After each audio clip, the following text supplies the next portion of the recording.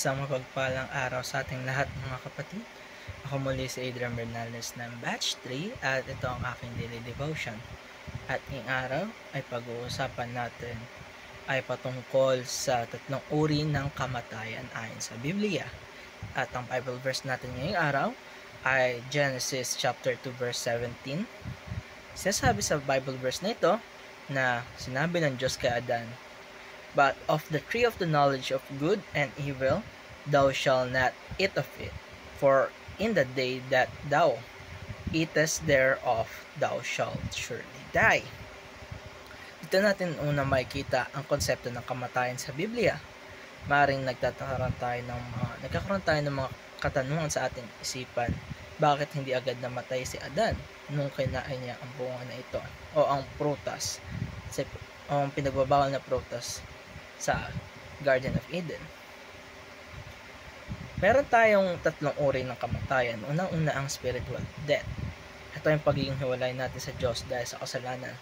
At ito ang naranasan ni na Adan nung nahulog sila sa kamatayan. Nahiwalay ang kanilang spiritual na katangian dahil sa pagsaway nila sa ating Panginoon, dahil sa pagkagat nila sa prutas na ito.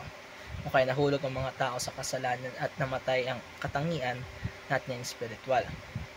Kalawa ay physical death, na itong paghiwalay ng ating espiritu sa ating katawan. Lahat tayo ay darating sa puntong ito dahil sinabi sa Hebrew chapter 9 verse 27, "And as it is appointed unto men once to die, but after this, judgment." Ang katawan natin ay ibabalik sa alabok, pero ang ating kaluluwa ay haharap sa ating Panginoon. Itatlo ay eternal death. Ito ang final at walang hanggang pagkakahiwalay sa Diyos. Ang sinumang hindi tumanggap kay Kristo ay makakaranas ng pangalawang kamatayan. Ayon sa Pahayag chapter 20 verse 14 to 15, ito ang pinaka nakakatakot na kamatayan dahil ito ay eternal separation from God sa dagatang apoy at wala ka ng paraan upang maisalba mula dito.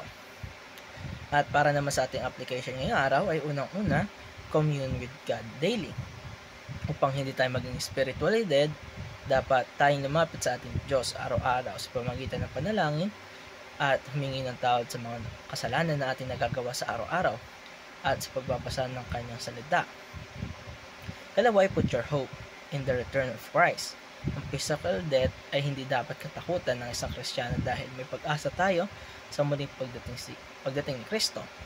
Ayon sa Thessalonians chapter 4 verse 16 to 17, pinangako ng Diyos na mga mananampalataya ay bubuhayin muli at makakasama niya magpakailanman. Itatlo ay trust Jesus, our eternal life. Kasi Jesus lamang ang ating daan patungo sa buhay na walang hanggan. At sinasabi sa 1 chapter 11 verse 25, sinabi niya, "I am the resurrection and the life. He that believeth in me, though he were dead, yet shall he live." Kaya mga kapatid, napakahalaga na tayo ay naniniwala sa ating Panginoon, nagbabasa ng kanyang mga salita at ibinabahagi ito sa ibang tao at isa sa buhay ang kanyang mga utos.